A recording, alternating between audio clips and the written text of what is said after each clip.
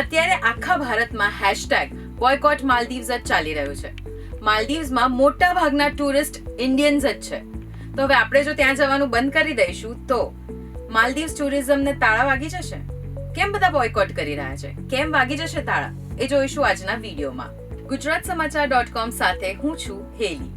PM Narendra Modi હાલમાં જ લક્ષદ્વીપ ફરવા ગયા હતા અને ત્યાંના ટુરિઝમને પ્રમોટ કરતા એમને અમુક ટ્વીટ્સ કર્યા જેમાં માલદીવ્સનું નામ પણ નહોતું. પણ છતાં માલદીવ્સના એક મિનિસ્ટરે લક્ષદ્વીપના વખાણને માલદીવ્સનો વિરોધ સમજી પીએમ નરેન્દ્ર મોદીની સામે ટ્વીટ્સ કર્યા અને આ જ અપમાનજનક ટ્વીટને સપોર્ટ કરતા બીજા 2 મિનિસ્ટર્સે પીએમની સામે ટ્વીટ કર્યું અને પરિણામે તેમની જ ગવર્મેન્ટે તેમને સસ્પેન્ડ કરી દીધા. અને એટલે જ અત્યારે આખા ભારતમાં હેશટેગ બોયકોટ માલદીવ્સ ચાલી રહ્યું છે અને બધા જ સેલિબ્રિટીઝ સહિત બધા જ ભારતીયો લક્ષદ્વીપના ટુરિઝમને સપોર્ટ કરી રહ્યા છે.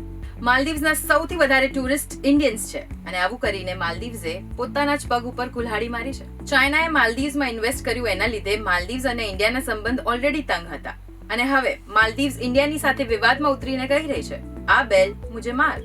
માલદીવ્સની ફ્લાઇટ અને હોટેલ બુકિંગ્સ કેન્સલ થઈ રહ્યા છે. જો માત્ર અમદાવાદની વાત કરીએ તો અત્યાર સુધી 50 બુકિંગ્સ કેન્સલ થઈ ચૂક્યા છે.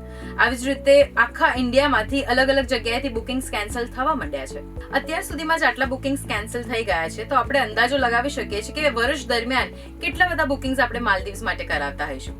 જો આપણે વાત કરીએ અકોર્ડિંગ ટુ માલદીવ્સ ટુરિઝમ તો 2023માં 2.9 લાખથી પણ વધારે ભારતીયો ત્યાં વેકેશન કરવા માટે ગયા હતા, જેમાં રશિયા બીજા નંબરે છે અને ચીન ત્રીજા નંબરે.